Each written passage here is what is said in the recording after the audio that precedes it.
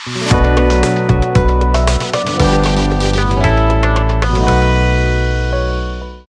Students, समर्थ exam prep पर आपका स्वागत है।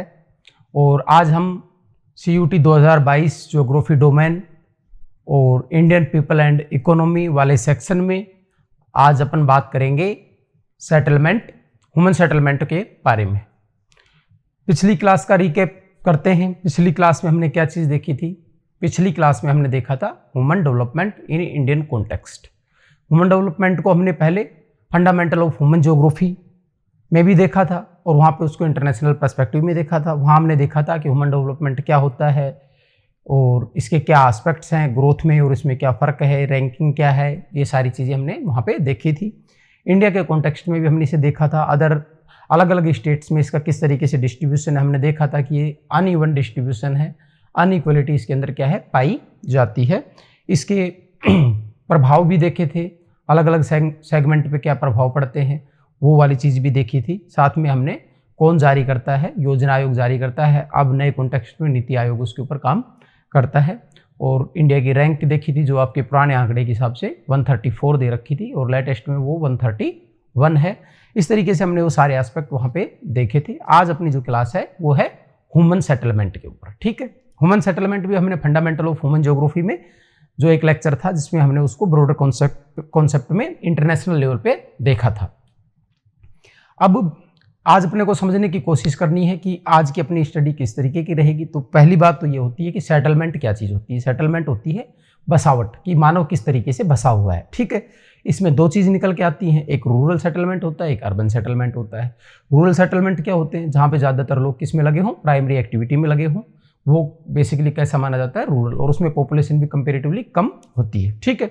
अर्बन सेटलमेंट है वो क्या है? एक तरीके से एडवांस टर्म है। एडवांस टर्म किस सेंस में है कि मानव जब टेक्नोलॉजिकली हाई हो जाता है तो वो क्या है? सिटीज़ का डेवलपमेंट होता है। और जब पॉपुलेशन सिटी एरिया में बसती है तो वही क्या है? अर्बन पॉपुलेशन कहलाती है। उस प्रोसेस को क्या कहा जाता है? अर्बनाइजेशन कहा जाता है, जो कि नेचुरल तरीके से और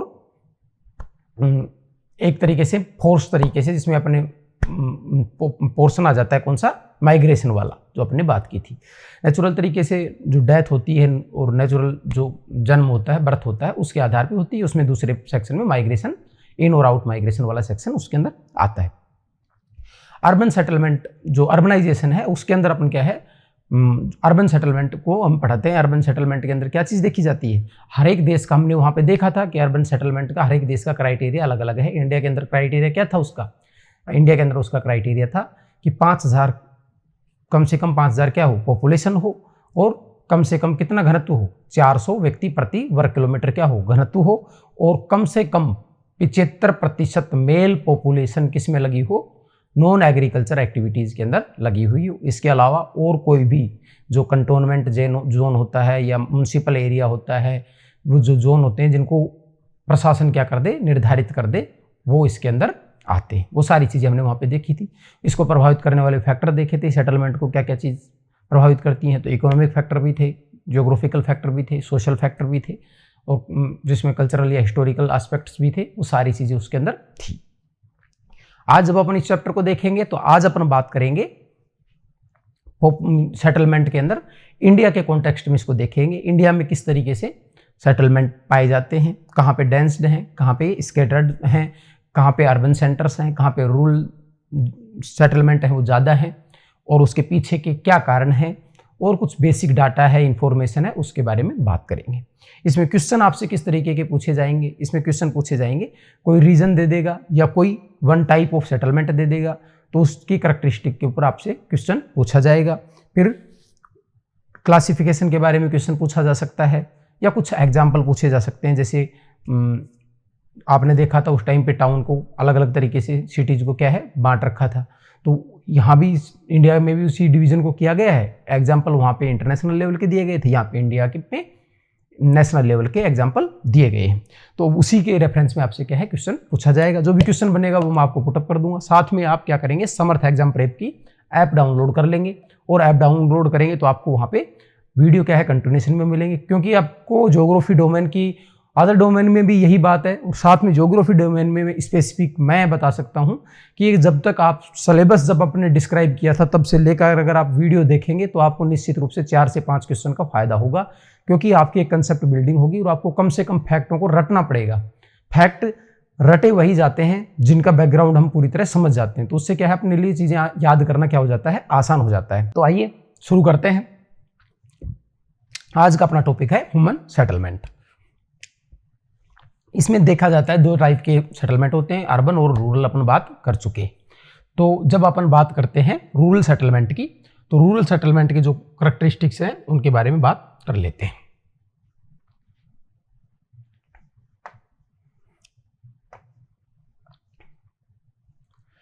दे are mainly similar in size and poorly spaced. ठीक है, The people of these settlements are mainly engaged in primary activities like agriculture, fishing, mining, etc. अब देखो ये चीज़ इस तरीके से रिलेट होती है क्योंकि वहाँ पे हमने प्राइमरी एक्टिविटी भी पढ़ी थी। तो प्राइमरी एक्टिविटी जब हमने पढ़ी थी तो अपने को ये पता होता है कि प्राइमरी एक्टिविटी में कौन सी चीज़ आती है, और रूरल सेटलमेंट है वो बेसिकली किस चीज़ पे बेस्ड होता है, प्राइमरी एक्टिविटीज़ पे बेस्ड होता है। ठीक है, अभी आपने बुक नहीं खोल रखी तो आप लेक्चर के साथ साथ क्या करेंगे, अपनी बुक खोल लेंगे। ठीक है, बुक के साथ आप चैप्टर की, आपके चैप्टर के अकॉर्डिंग ही सीयूईटी ने क्या बनाया है, आपका सिलेबस बनाया है जो आपके 12th क्लास के एनसीईआरटी उसके चैप्टर के हिसाब से, और उसी तरीके से आपका ये पूरा सिलेबस है, इसका जो आपका स्टडी प्लान है इसको क्या किया गया है, डिजाइन किया गया है। तो अपना चैप्टर खोलेंगे और साथ में जो चीज़ हाईलाइट अंडरलाइन की जा रही है उसको आप भी हाईलाइट अंडरलाइन करेंगे। आज उम्मीद करता हूँ कि पीपीटी आपको जो टेक्स्ट है वो ईजिली आपको क्या है दिख जाएगा, और जिन पीपीटीज में आपको प्रॉब्लम है वो आप हमारे कमेंट बॉक्स में बता सकते हैं। साथ में आपको जब आप ऐप के ऊपर जाएंगे तो जो रिलेटेड डॉक्यूमेंट्स हैं पीपीटी है वो आपको वहाँ पे इजीली डाउनलोड हो जाएगी। तो आपको इस चीज़ को लेके, मटेरियल को लेके ज़्यादा चिंतित नहीं होना, क्योंकि ये मटेरियल सारा वही है जो आपकी किताब में है। एडिशनल जो मटेरियल है वो भी साथ में आपको प्रोवाइड करवा दिया जाएगा। Factors determining the rural settlement, अब क्या चीज़ उसको प्रभावित करती है उसके बारे में। अब इस पे आपसे क्या क्वेश्चन बनता है, वेरियस फैक्टर्स होते हैं और कंडीशंस होती हैं जो इसको क्या करती हैं, प्रभावित करती हैं। पहली बात क्या है, फिजिकल फीचर्स। फिजिकल फीचर कैसे प्रभावित करते हैं, देखो वाटर है, ठीक है, ठीक है, किसी एरिया की क्या है, टेरेन है, टेरेन है, ठीक है, वाटर है, टेरेन है, या क्लाइमेट है, ठीक है, ये सारी चीज़ें किस में आ जाती हैं, ये जब अपने एक तरीके से फिजिकल फीचर की बात करते हैं तो क्लाइमेट, वाटर, ये सारी चीज़ें जो नेचुरली एक तरीके से रिसोर्स किसी एरिया में पाए जाते हैं, वहाँ की बनावट जो आती है वो सारी फिजिकल एस्पेक्ट में आ जाती है। अब वाटर अवेलेबिलिटी कितनी है, टेरेन कैसी है, ऊबड़ खाबड़ ज़मीन है कि प्लेन है, मैदानी एरिया है, पहाड़ी एरिया है, रेगिस्तानी एरिया है, क्लाइमेट कैसी है, वेरी हॉट क्लाइमेट है या कोल्ड क्लाइमेट है, इस चीज़ से भी क्या है काफ़ी ज़्यादा फर्क पड़ता है। देखिए बात यह है कि जब तक आदर्श क्लाइमेटिक कंडीशन नहीं होगी तब तक क्या है, सेटलमेंट क्या है वहाँ पे नहीं पाए जाएंगे। हाँ, अगर उस क्षेत्र का कोई विशेष रूप से आर्थिक या सांस्कृतिक महत्व हो तो कई बार एडवर्स चीज़ें भी देखने को मिल सकती हैं, जैसे कि अपने ऑस्ट्रेलिया के कॉन्टेक्स्ट में, अफ्रीका के कॉन्टेक्स्ट में कुछ एग्जाम्पल्स, कूलगार्ड, इकालगुरली ऑस्ट्रेलिया के कॉन्टेक्स्ट में, या चिक्विकमाटा चिल्ली के कॉन्टेक्स्ट में, ऐसे कुछ एग्जाम्पल्स वहाँ पे देखे थे लास्ट क्लास में, आपको याद होगा। ठीक है, तो इसमें टेरेन, ठीक है, टेरेन इसके अंदर ये आपको याद रखने हैं। हिंदी में इसको क्या बोला जाता है, एक तरीके से हिंदी वाले स्टूडेंट इसको याद रखेंगे, किसी एरिया का उच्चावच। ठीक है, किसी एरिया का उच्चावच किस तरीके का है, ठीक है, एल्टीट्यूड का कितना है, हाइट कितनी है, क्योंकि आपको पता है हाइट है उसके ऊपर उसका भी क्या है, टेम्परेचर के साथ संबंध होता है। क्लाइमेट कैसी है, अवेलेबिलिटी ऑफ वाटर और अदर रिसोर्सेज कैसी है, ये चीज़ क्या है इसको प्रभावित करती है। कल्चरल और एथनिक फैक्टर्स, कल्चरल और एथनिक फैक्टर में क्या आ जाएगी, इसमें आ जाएंगी सारी सोशल वाली जो चीज़ें होती हैं, सोशल स्ट्रक्चर, कास्ट, रिलीजन, ये चीज़ भी क्या है प्रभावित करती है। देखिए कोई एक स्पेस होता है, उस स्पेस में क्या था, आप शहर में भी जाओगे तो आप कोशिश क्या करोगे कि आपके आसपास वैसे लोग रहें जैसा कि आप हो। आपने देखा होगा शहरों के अंदर भी स्पेशल कॉलोनाइजेशन होता है, तो कॉलोनीज के अंदर क्या होता है, स्पेसिफिक एक डोमेन के ही लोग वहाँ पे रहते हैं। गांव से माइग्रेशन करते समय आदमी जब प्लॉट खरीदता है तो वो आसपास की चीज़ें क्या करता है, देखता है, तो वो अपने रिलीजन, कास्ट और स्ट्रक्चर, इन चीज़ों का कमोबेश वहाँ भी ध्यान रखता है। और रूरल एरिया के अंदर तो इसका बहुत ज़्यादा प्रभाव पड़ता है, क्योंकि आपने देखा होगा, आप गंगेटिक बेल्ट के अगर हो तो आपने देखा होगा कि गाँव में क्या होता है, मोहल्ले होते हैं, अलग अलग कास्ट वाइज क्या है, मोहल्ले बने हुए होते हैं, और वो ज़्यादातर लोग अपने ही एरिया के अंदर क्या करते हैं, रहते हैं। ठीक है, सिक्योरिटी फैक्टर भी इसके अंदर एक मेजर फैक्टर होता है जब रूरल उसकी बात की जाती है। थेफ्ट होता है, रोबरीज होती है, उससे सिक्योरिटी के लिए क्या किया जाता है, रूरल एरियाज के लोग क्या है, सिक्योरिटी के पर्पज से रहते हैं। अब इसका एग्जाम्पल आपकी बुक में आप देखेंगे तो मिलेगा, और आपको मैं ये बताता हूँ। इसमें मेन फैक्टर दो चीज़ें होती हैं, एक तो इस सोशल सिक्योरिटी की बात हो जाती है, एक नेचुरल सिक्योरिटी की बात हो जाती है। नेचुरल सिक्योरिटी में क्या चीज़ हो जाती है, जैसे आपदा आती है तो आपदा से भी आदमी लड़ने के लिए क्या करता है, उसको एक समूह की ज़रूरत होती है, या जैसे जंगली जानवर और ये चीज़ें होती है, उस चीज़ में भी उसको इसकी ज़रूरत होती है। तो आप देखेंगे नॉर्थ ईस्ट में नागालैंड की तरफ क्या है, पहाड़ी की चोटी के ऊपर बिल्कुल क्लस्टर्ड गांव पाए जाते हैं। क्लस्टर्ड गांव क्या होते हैं, बिल्कुल संयुक्त, मतलब गहन बसे हुए गांव पाए जाते हैं। क्यों पाए जाते हैं, पहाड़ी की चोटी और टेरेन के हिसाब से वहाँ पे इस तरीके के आवास नहीं मिलने चाहिए, लेकिन सिक्योरिटी की वजह से वो लोग क्या है, एक विशेष कबीले के लोग एक निश्चित एरिया के अंदर बाड़ाबंदी सी करके उसके अंदर सिक्योरिटी के हिसाब से रहते हैं। तो ह्यूमन सेटलमेंट के पैटर्न के ऊपर इस चीज़ का क्या पड़ता है, प्रभाव पड़ता है, सिक्योरिटी वाले एस्पेक्ट का भी इसके ऊपर प्रभाव पड़ता है। ठीक है, तो ये आपसे क्या है, क्वेश्चन के तौर पे पूछी जा सकती हैं चीज़ें, कौन सी चीज़ प्रभावित करती है और उसके सब सेक्शंस कौन कौन से हैं। तो ये आपको क्लियरिटी से अगर समझ में आ जाएगा, क्लियरिटी से रहेगी इस चीज़ में, तो आपको क्या है, इस चीज़ को रटना नहीं पड़ेगा। टाइप ऑफ रूरल सेटलमेंट की बात करते हैं, जो आपके चैप्टर स्कीम के पिछली आपको लेक्चर याद होगा, और आप लेक्चर को उम्मीद करता हूँ, फिर कह रहा हूँ, पीछे से देखेंगे ताकि आप बेहतर तरीके से लिंकअप कर सकें चीज़ों को। वहाँ आपको 2 टाइप्स ही बताए गए थे, एक तो बताया गया था बिल्कुल कॉम्पैक्ट जो गहन बसे हुए हैं, और दूसरा बताया गया था स्केटर्ड। यहाँ आपको 4 टाइप ऑफ सेटलमेंट बताए गए हैं। ठीक है, तो ये अपने को क्या करना है, ध्यान रखना है। 4 टाइप ऑफ सेटलमेंट यहाँ पे बताए गए हैं। क्लस्टर्ड, ठीक है, जिसे एग्लोमरेटेड या न्यूक्लिएटेड भी बोल सकते हैं। हिंदी में इन्हें क्या बोल सकते हैं, गहन, ठीक है, सहंत, ठीक है, या नाभिकीय। ठीक है, ऐसी टर्म आएगी आपके। ठीक है, तो गहन बसा हुआ, सहंत बसा हुआ, नाभिकीय, तो ये टर्म है, ये किसकी है, एक टाइप है, पहली टाइप है। दूसरी है सेमी, ठीक है, और फ्रेगमेंटेड। इसमें क्या होता है, जैसे पहले वाली है ना, उसमें आवास इस तरीके से होता है, घर इस तरीके से बिल्कुल ना पास पास में ऐसे बसे हुए होते हैं, बीच में कोई पानी वानी, मंदिर वंदिर ऐसे होता है, लेकिन आवास बहुत ही गहनता से बसे हुए होते हैं। दूसरा जो होता है उसमें क्या होता है, जैसे एक तो ये हो गया, और इसके पास में क्या पाया जाएगा, कुछ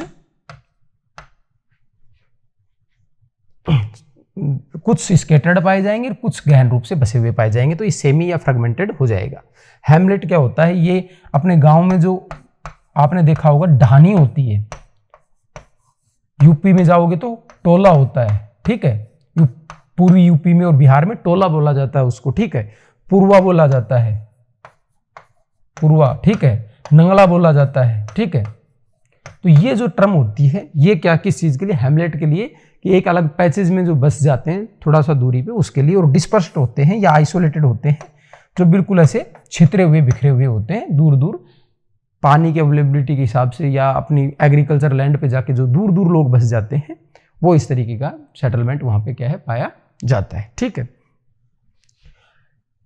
तो इसको जो डिटरमाइन कौन करता है, इसको डिटरमाइन करता है about determinants as well as by the extent of the built up area and inter house distance. ठीक है, जो ऊपर अपन ने बात की थी, सोशल, कल्चरल और फिजिकल जो फैक्टर्स थे, वो तो उसको डिसाइड करते ही हैं। साथ में कह रहा था कि जो बिल्डिंग मटेरियल है, वो चीज़ें, वो भी इस चीज़ को प्रभावित करती है। In India rural settlements are divided broadly into 4 types. ठीक है, इंडिया के कॉन्टेक्स्ट में इसको 4 तरीके से देखा जाता है। वहाँ पे अपन ने देखा था कि इसको 2 तरीके से बांटा गया था। ठीक है, तो अपने को दोनों को याद रखना है।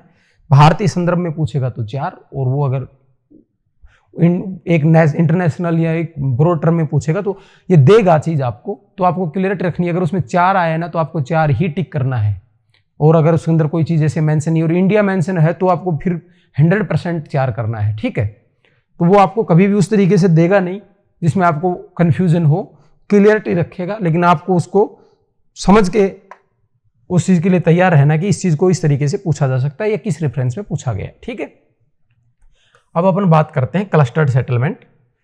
क्लस्टर्ड सेटलमेंट कौन से हैं? क्लस्टर्ड सेटलमेंट हैं जो फर्स्ट टाइप के अपने सेटलमेंट पढ़े थे उसमें आती है क्लस्टर्ड की बात। ठीक है, the houses in this settlement are closely spaced. ठीक है, बहुत नजदीक नजदीक क्या होते हैं? बसे हुए होते हैं।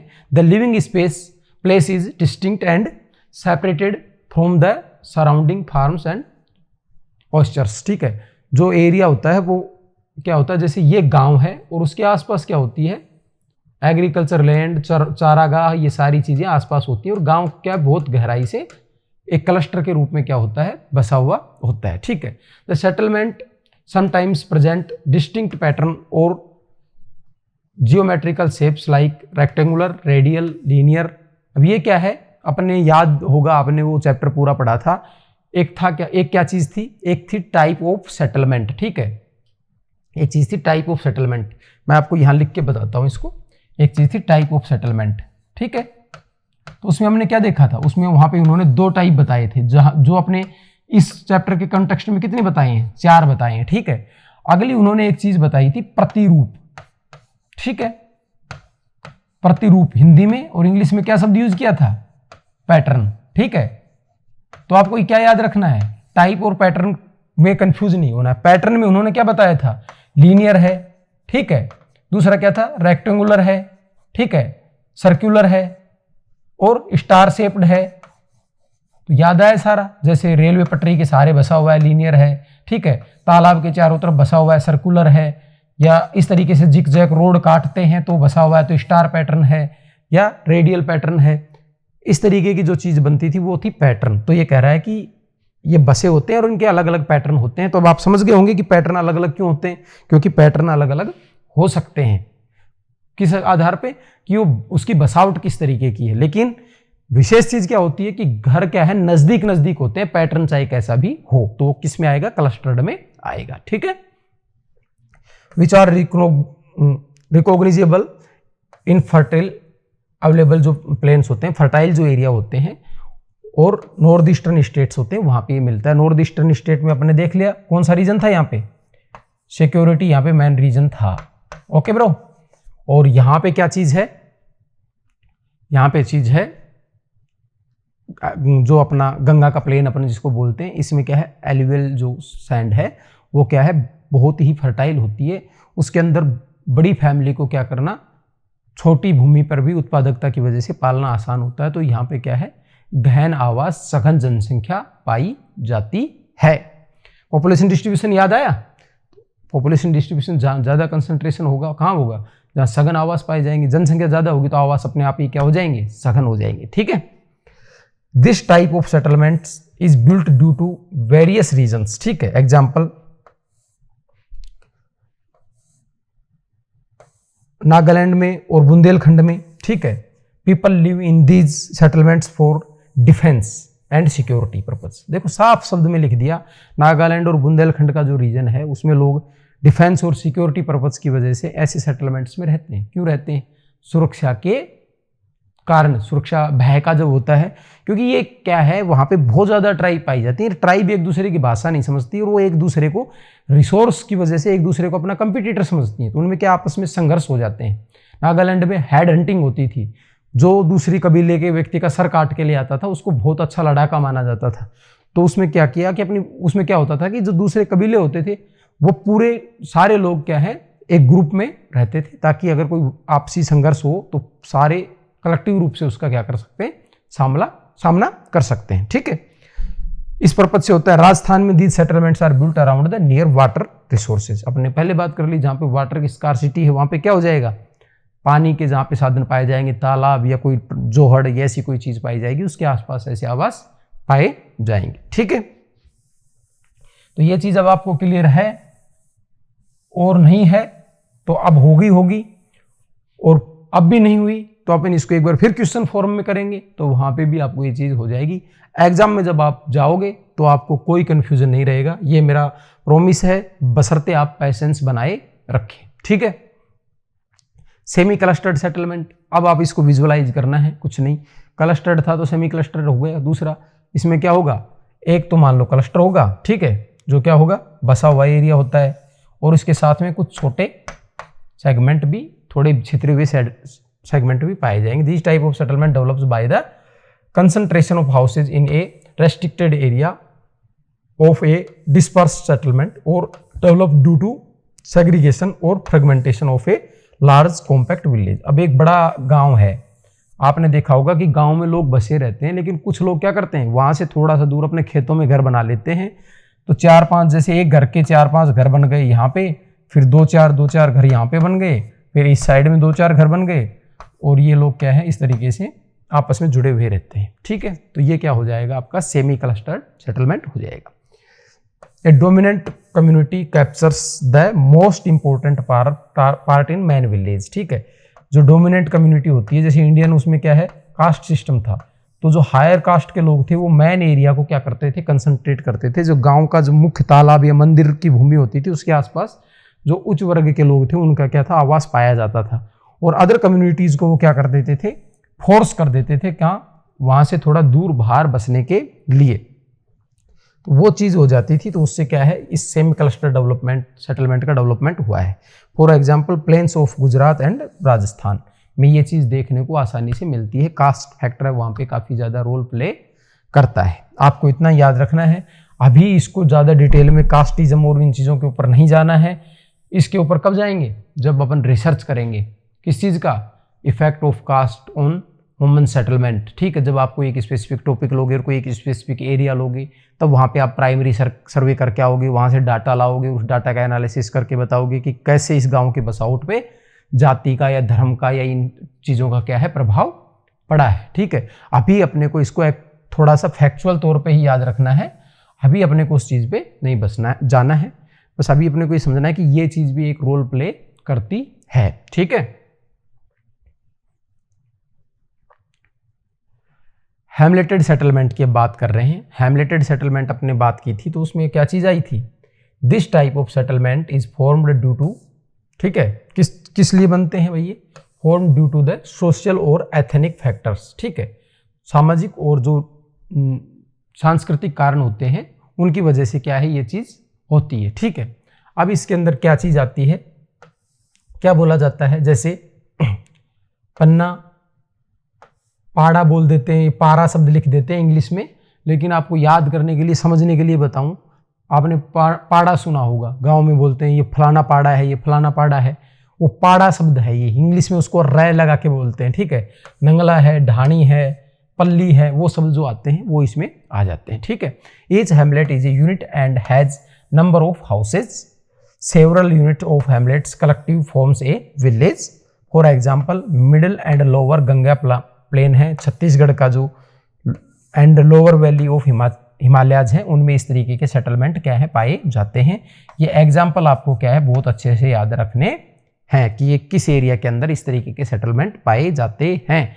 मिडिल एंड लोअर जो गंगा प्लेन है, मिडिल कहाँ से शुरू होता है, पूर्वी यूपी से लेकर और लोअर कहाँ तक, बंगाल तक, तो इस एरिया में ये पाए जाते हैं, छत्तीसगढ़ में पाए जाते हैं। और जो हिमालय की लोअर जो वैली है, उस वैलीज में क्या है, इस तरीके के हैमलेट्स क्या है, पाए जाते हैं, ठीक है।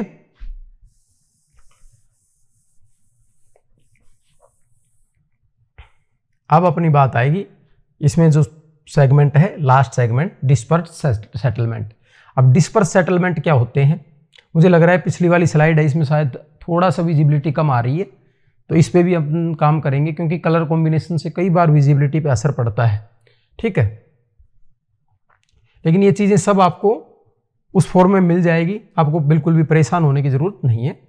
डिस्पर्स्ड सेटलमेंट है, डिस्पर्स्ड सेटलमेंट में क्या चीज़ होती है, डिस्पर्स्ड सेटलमेंट में होता है आइसोलेटेड हट्स, ठीक है, और hamlets of few huts in remote jungles और in small hills with farms और हॉस्टल। इसमें क्या होता है, एक घर है और उसके आसपास इसकी भूमि और रिसोर्स हैं, बिल्कुल मतलब बिखरा बिखरा सा रहता है, ठीक है।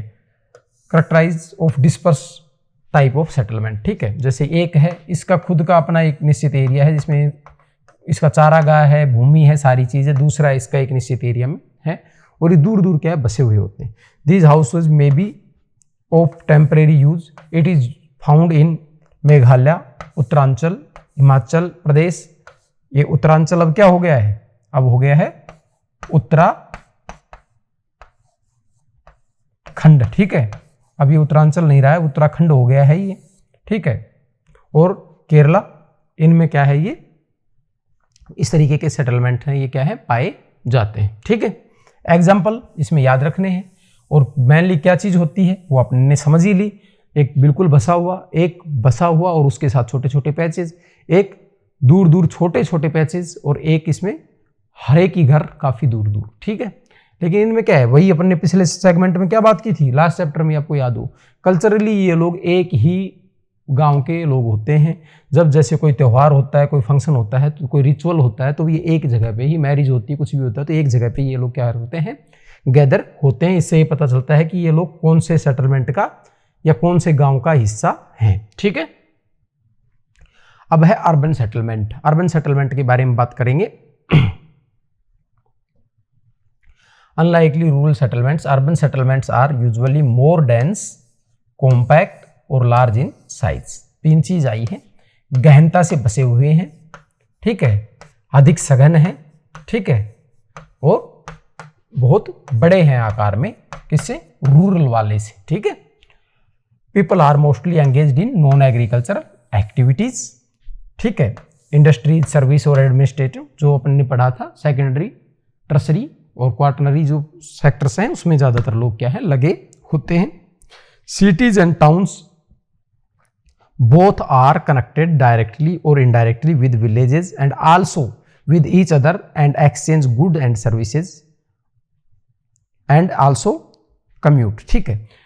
शहर की विशेषता क्या होती है, आपको मैं एक सिंपल शब्द में समझाऊं। शहर होता है एक तरीके से सेवा केंद्र, ठीक है। शहर देता है सुविधाएं, शहर के अंदर पूल फैक्टर बहुत इफेक्टिव होता है। एजुकेशन है, हेल्थ है, इन सब चीज़ों का क्या है, यहाँ पे कंसंट्रेशन होता है। तो यहाँ पे क्या है, गांव के लोग सेवाएं लेने के लिए आते हैं। तो शहर के आदमी को क्या चाहिए, शहर के आदमी को सब्जियां चाहिए, दूध चाहिए, वो कहाँ से आता है, गांव से आता है। तो इसलिए गांव का जो आसपास का एरिया होता है, उसको शहर का क्या बोला जाता है, हिंटरलैंड बोला जाता है, जहाँ से उसके आसपास की चीज़ें वहाँ पे आपूर्ति होती है। उससे वो गाँव, शहर क्या है, गाँव से इस तरीके से कनेक्ट होता है। गाँव के लोग अपनी जो मूलभूत जरूरत की चीज़ें वो लेने के लिए, या रोजगार या स्वास्थ्य संबंधी सेवाएं, शिक्षा संबंधी सेवाएं लेने के लिए शहर में आते जाते रहते हैं। डेली माइग्रेशन भी करते हैं, और कुछ लोग परमानेंट सेटलमेंट भी वहां पे कर लेते हैं, ठीक है। ये चीज अपने ने क्या की, देख ली यहाँ पे। तो ये अर्बन सेटलमेंट है, ये क्या है, लार्ज है उनसे, कॉम्पैक्ट है और मोर डेंस हैं, और इनकी जो एक्टिविटीज हैं वो उनसे बिल्कुल ही अलग हैं। वो क्या है, प्राइमरी एक्टिविटीज एग्रीकल्चर एक्टिविटीज पे बेस्ड थे, ये नॉन एग्रीकल्चर एक्टिविटीज और इंडस्ट्री सर्विस और जो सेकेंडरी टर्सरी एक्टिविटीज हैं उन पे क्या है, ज्यादा फोकस्ड रहते हैं, ठीक है। अब इंडियन जो शहर हैं वो किस तरीके से इवोल्व हुए हैं। पीछे हमने एक बात की थी, आपके याद हो तो, भारत के जो शहर हैं वो डेवलप्ड कम है और इवोल्व ज़्यादा है। डेवलप्ड क्या होते हैं, जिनको पूरी तरीके से प्लान करके सरकार के द्वारा, एक नीति के द्वारा जब बनाया जाता है तो उसे बोला जाता है डेवलप्ड सिटी, ठीक है।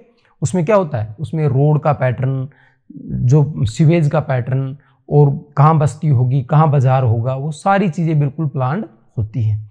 पर जब इस तरीके के सेटलमेंट होते हैं इवोल्व, तो ये कल्चरली बनते हैं, तो इनमें क्या होता है, अस्त व्यस्त होती हैं चीज़ें, और फ्यूचर में क्या होता है, कई तरीके की समस्याएं शहर को देखने को मिलती हैं, ठीक है। The evolution of towns started in India from pre historic times, ठीक है। अपने यहाँ पे अगर इंडिया की बात की जाए तो भैया हमारे यहाँ तो सिविलाइजेशन है ना, गांव बाद में आए थे, शहर पहले आए थे। हिस्टोरिकली जितना अपन जानते हैं, आपने हिस्ट्री पढ़ी होगी हमारे अतीत नाम से पहले, तो हमारे अतीत में क्या लिखा हुआ था कि हमारी जो सबसे पहली जो जानी जाने वाली सभ्यता है, वो सभ्यता कौन सी थी, हड़प्पन सिविलाइजेशन। और वो कैसी सभ्यता थी, वो शहरी सभ्यता थी। यानी हम लोगों का पहले जो डेवलपमेंट था, हमारा जो इतिहास मिलता है वो हड़प्पा मोहनजोदड़ो का, और सबसे बड़ी बात प्लान्ड था, वो इवोल्व नहीं था। हड़प्पा मोहनजोदड़ो जो वाली जो सिटीज़ थी वो प्लान्ड थी। उसके बाद की सिटीज़ क्या हुई, कल्चरली धीरे धीरे आगे बढ़कर इवोल्व हुई। जैसे दिल्ली थी, दिल्ली का नाम पहले मत्स्य था, फिर विराटनगर का हिस्सा थी, फिर मत्स्य, फिर आगे जाके अलग अलग काल में इसके अलग अलग राजा होते गए, जैसे सल्तनत काल में अलग हुआ, मुगल काल में अलग हुआ, तो और कॉलोनियल काल में अलग हो गया, नई दिल्ली बसा दी गई। तो इस तरीके से दिल्ली का क्या है, एक बहुत लंबा डेवलपमेंट है। ठीक है, तो यहां से ही अपने को देखने को मिल जाता है Mohenjodaro European colonies of modern period. तो यहां तब से लेकर अब तक की क्या अपना एक पूरा एक डेवलपमेंट यहां पे है। इंडियन टाउन्स में be classified into 3 groups on the basis of their evolution. Bharat के जो शहर हैं उनके उद्भव के आधार पर उनको 3 भागों में बांटा जा सकता है। कितने भागों में भाई? 3 भागों में। किस आधार पे? उनके उद्भव के आधार पर। ठीक है, उद्भव क्या चीज है? उद्भव है आपका इवोल्यूशन। ठीक है, इवोल्यूशन के आधार पे 3 भागों में बांटा जा सकता है। पहला है एंशिएंट टाउन्स। एंशिएंट टाउन की जब बात की जाएगी तो ये कौन से टाउन है, बस इसमें पहली चीज याद रखनी है, ये लगभग 2000 ईयर पहले थे। वेरियस जो किंग थे और उन्होंने क्या किया था, एज रिलीजियस और कल्चरल सेंटर्स इनको क्या किया था, डेवलप किया था। तो वाराणसी, प्रयाग, ठीक है, पाटलिपुत्र, आपने मगध साम्राज्य का हिस्ट्री में हमारे अतीत में नाम सुना होगा, मगध साम्राज्य।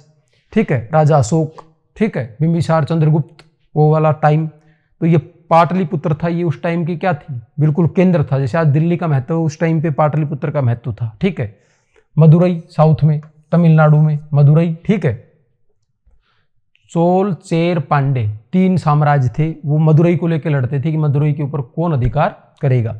जैसे पाटलिपुत्र का महत्व नॉर्थ में था, वैसे मदुरई का उनके लिए महत्व था। ठीक है, जैसे बाद में आके मिडिल काल में किसका महत्व हो गया, दिल्ली का, कि हर राजा क्या चाहता था, दिल्ली पे अधिकार करना चाहता था। इस तरीके से क्या है, हिस्टोरिकली शहरों का भी महत्व घटता बढ़ता रहता है। ठीक है, फिर मिडाइवल टाउन्स आ गए। मिडाइवल टाउन में these towns were developed as the headquarters of principalities and kingdoms. ठीक है, जो राजाओं के जो साम्राज्य थे उनकी राजधानी के रूप में ये डेवलप हुए थे। मिडाइवल किंग्स एंड सुल्तान उनके, जैसे आगरा है, दिल्ली है, या अपने फतेहपुर सीकरी है, या अपने राजाओं के जो केंद्र हैं उदयपुर है जैसे। ठीक है, या उदयपुर में ये मेवाड़ वाले का पूरे का कौन सा, चित्तौड़ मेनली। ठीक है, मारवाड़ वाले का कौन सा, जोधपुर। तो इस तरीके से क्या है, ये उनकी जो राजधानी थी वो शहर के रूप में बने थे। ठीक है, these towns are about 100 in numbers and were generally fort towns which came up on the ruins of ancient towns. ये कब बने, जब एंशिएंट टाउन्स थे वो रूइन हो गए, तो उनके आसपास जब वो बड़े साम्राज्य थे छोटे साम्राज्यों में बट गए, तो जो उनके सामंत थे उन्होंने अपने अपने एरिया में क्या किया, किले बनवा के सुरक्षा का प्रबंध करके और नए शहर बसा दिए। तो उनके एक तरीके से खंडरों के ऊपर ये नए जो शहर थे ये डेवलप हुए। फॉर एग्जांपल दिल्ली, हैदराबाद, जयपुर, लखनऊ, आगरा, नागपुर, ये सारे क्या थे, आगरा था ये मुगलों का वो था, नागपुर था ये किन का था, मराठों का। ठीक है, जयपुर था ये अपने जयपुर के जो राजा थे मान सिंह इनका, हैदराबाद था, ठीक है, निजाम का हैदराबाद था, और दिल्ली थी मुगलों का कंसंट्रेशन था यहाँ पे। तो इस तरीके से क्या हुआ, हिस्टोरिकली इस तरीके से इनका क्या है डेवलपमेंट दिला। अब अपनी बात आ जाएगी मॉडर्न वाली। तो मॉडर्न में अपन क्या चीज़ देखेंगे, मॉडर्न में आए जो अंग्रेज आए, अंग्रेजों ने क्या किया, अपने कॉलोनाइजेशन के दौरान क्या किए थे, कुछ नगर शहर बसा दिए थे। तो उस कॉलोनाइजेशन के तहत जो नगर शहर बसे उसको अपने यहाँ पे देखेंगे। These towns were developed by the Britishers and the other Europeans in India. These are further divided into following groups. ठीक है, इन्होंने भाई अलग अलग उद्देश्य से बनाए थे, आपको ध्यान रखना है इस चीज को। अंग्रेज थे ना, अंग्रेजों ने जो कॉलोनी के लोग थे इन्होंने कुछ को तो व्यापार के हिसाब से बनाया था, कुछ को सुरक्षा के हिसाब से बनाया था, और कुछ को क्या बनाया था, रहने के लिए बना लिया था। भाई अंग्रेज थे, ठंडे प्रदेश से आए थे, ये वहाँ पे क्या रहती थी, बर्फ गिरती थी। ठीक है, और यहाँ पे क्या गर्मी थी। तो ये लोग क्या करते थे, ऐसी जगह तलाशते थे जहाँ से ये लोग रहें और वहाँ से अपना प्रशासन करें, जब जरूरत हो तो ये आए, नीचे छोटे अधिकारी रहते थे वो प्रशासन संभालते थे। तो इन्होंने क्या किया, नैनीताल, मसूरी, शिमला, ये ऐसी जगह बसाई जहाँ पे क्या करते थे,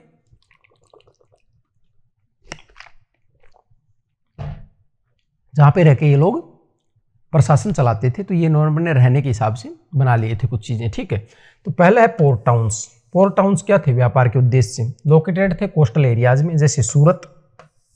अंग्रेजों ने पहली व्यापारिक कोठी कहाँ स्थापित की थी, पहली व्यापारिक कोठी अंग्रेजों ने 1511 में कहाँ पर स्थापित की थी, आपको याद हो तो, की थी सूरत में, ठीक है।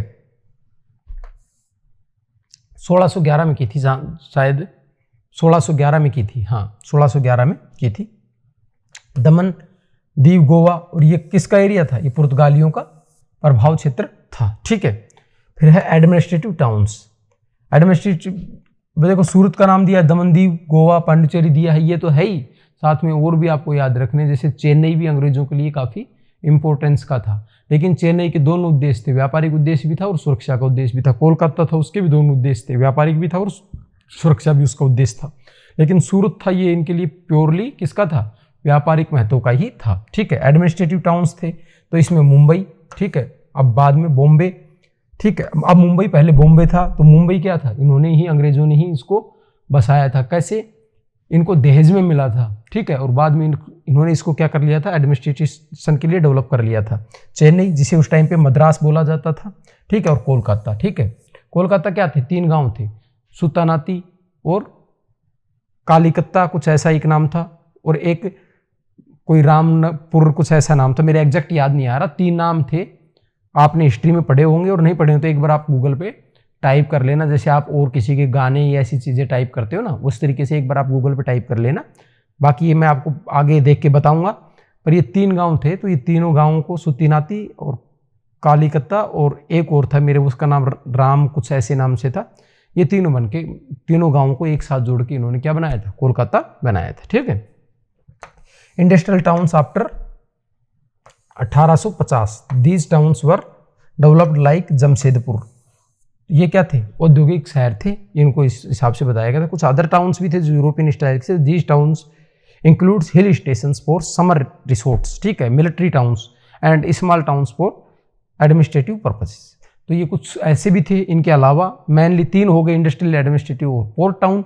इसके अलावा भी थे कुछ जो इन्होंने समर में हिल स्टेशन के रूप में, रिसोर्ट के रूप में, या कुछ मिलिट्री टाउन जिन्हें गैरिसन बोला जाता था, उनके रूप में क्या है इन्होंने बसाए थे, ठीक है। क्लियरिटी रखनी है इस चीज़ में।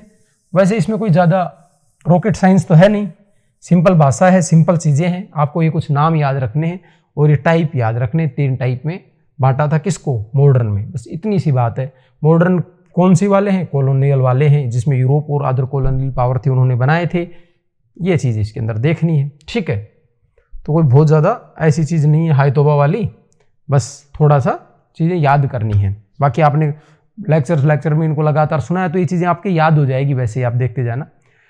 टाउन्स आफ्टर इंडिपेंडेंस, इंडिपेंडेंस के बाद क्या किया हमने, वो टाउन बनाए, तो उनमें कौन से हैं, after independence some towns were also developed like administrative headquarters और कैपिटल ऑफ स्टेट्स। ये क्या हमने बाद में बना लिए, ठीक है।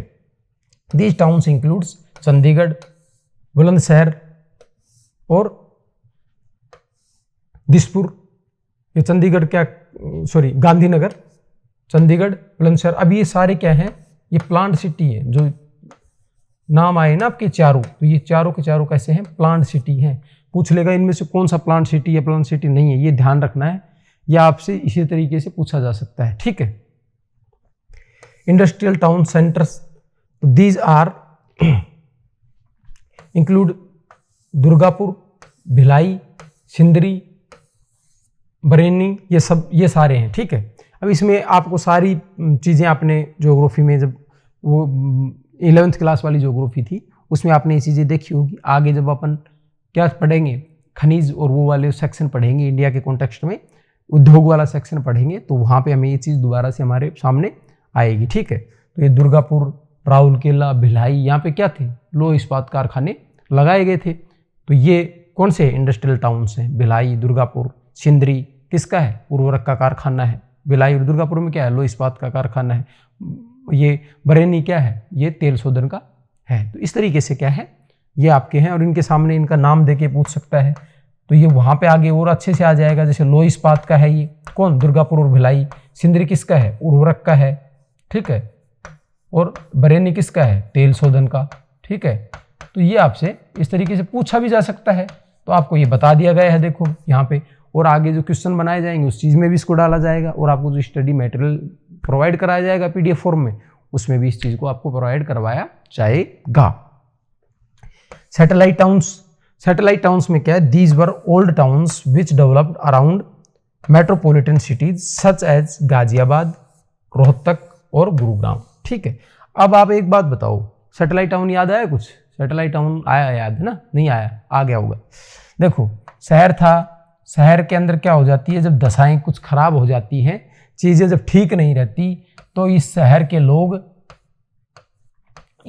लोग जब शहर में आते हैं, लेकिन जब दशाएं अच्छी नहीं रहती तो वो क्या हो जाते हैं, उनकी थोड़ी सी हालत खराब हो जाती है। तो इस शहर के लोग क्या करते हैं, यहां से परेशान हो जाते हैं शहर से, तो क्या करते हैं, थोड़ा सा दूर जाकर एक छोटा सा और एक कॉलोनी बन जाती है, और यहाँ से ये लोग क्या करते हैं, माइग्रेट करके फिर शहर में काम करने के लिए आते हैं। तो ये आसपास जो छोटे शहर बनते हैं ना, इन्हीं छोटे शहरों को क्या कहा जाता है, सैटेलाइट टाउन्स कहा जाता है। तो ये गाजियाबाद, रोहतक, गुड़गांव, ये सैटेलाइट टाउन्स हैं। क्यों है भाई? इनको हिंदी में क्या कहा जाता है, उपग्रह नगर, गार्डन सिटी, इस तरीके के नाम भी इनको क्या किया जाता है, दिए जाते हैं। ये क्या है भाई, ये हैं दिल्ली के ऊपर जो पॉपुलेशन प्रेशर है, तो दिल्ली के लोग हैं वो एक निश्चित डिस्टेंस पे आसपास के एरिया में जो शिफ्ट हो गए, इनसे इन शहरों का विकास हुआ। तो ये कौन से टाउन हो गए, सैटेलाइट टाउन्स हो गए। ठीक है, फिर है medium and small towns, these are developed due to the increasing investment in rural areas. जब रूरल एरियाज के अंदर क्या है, विकास होता है, तो वहाँ के आसपास के जो छोटे कस्बे हैं वो छोटे टाउन और उसमें क्या है, बदल जाते हैं। एक शहर कैसे बनता है, शहर पहले क्या बनता है, एक छोटा बाजार बनता है, उसके आसपास धीरे धीरे कंसंट्रेशन ऑफ सेटलमेंट होना शुरू होता है, तो कस्बा बनता है, कस्बे से फिर वो थोड़ा उससे बड़े स्तर का, फिर सिटी बनता है, फिर मेट्रोपॉलिटन सिटी, मेगा सिटी बनता है, मेट्रोपॉलिटन, इस तरीके से क्या है वो आगे अपनी जर्नी करता है।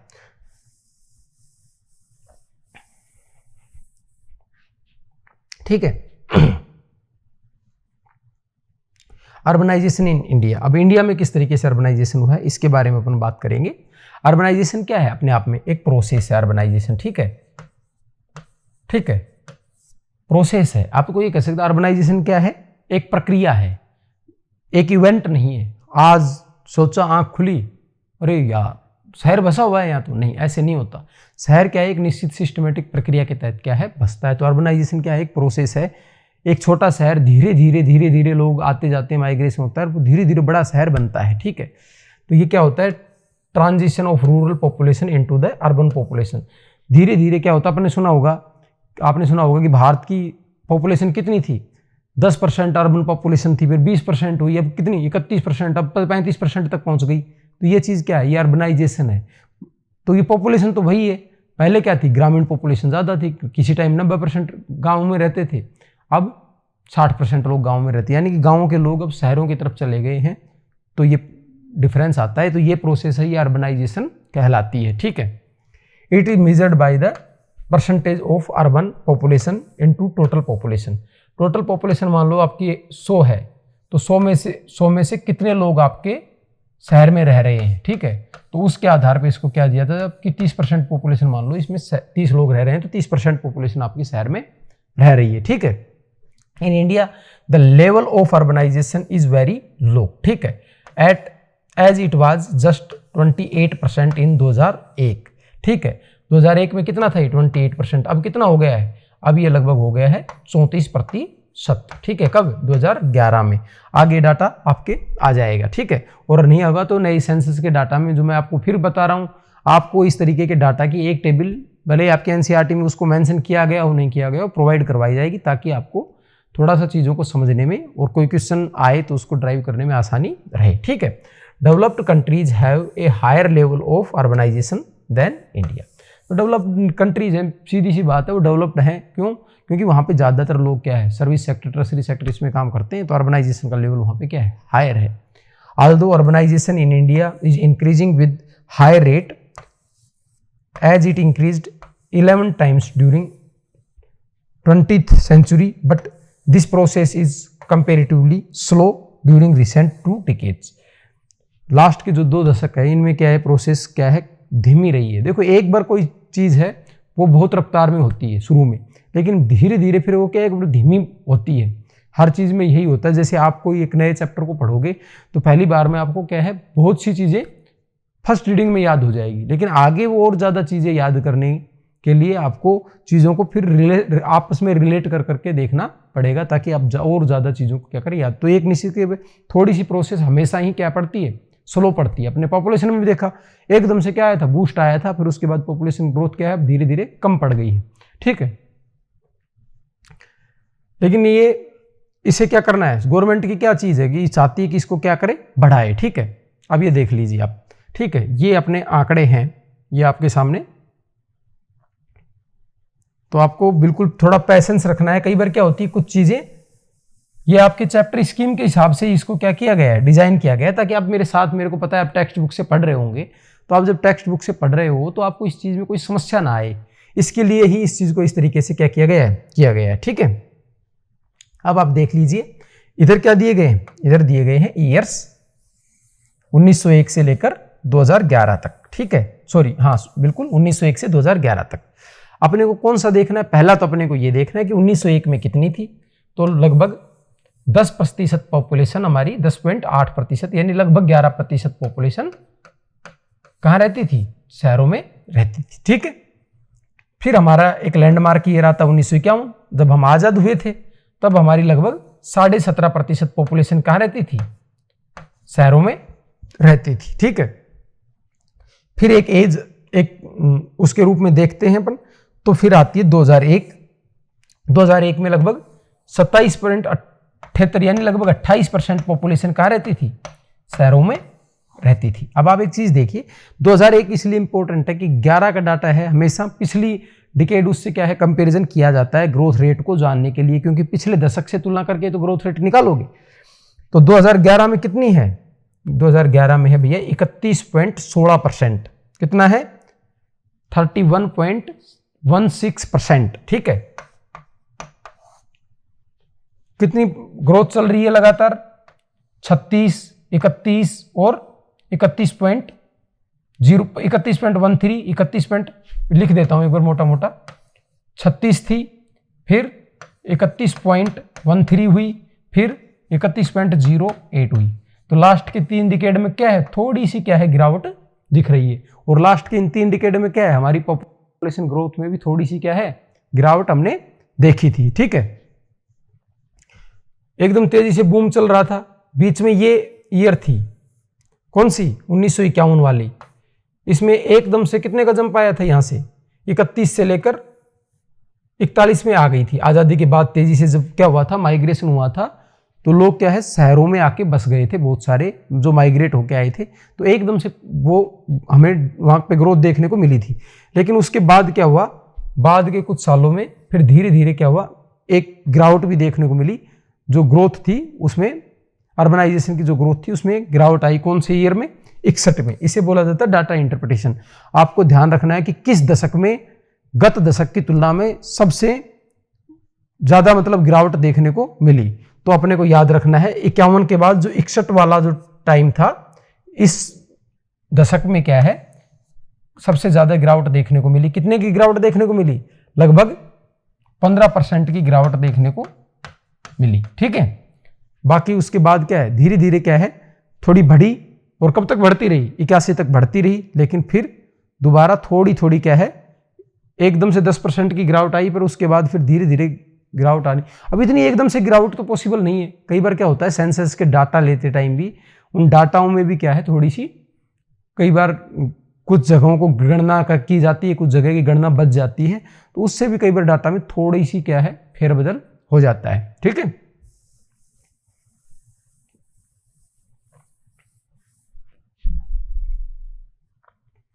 अब classification of towns on the basis of population size.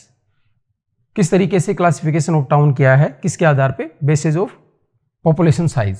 Census of India is responsible for defining and classifying urban area in India. कौन करता है, सेंसस ऑफ इंडिया करता है, ठीक है। पहली बात आ गई, अपने मतलब की बात आ गई।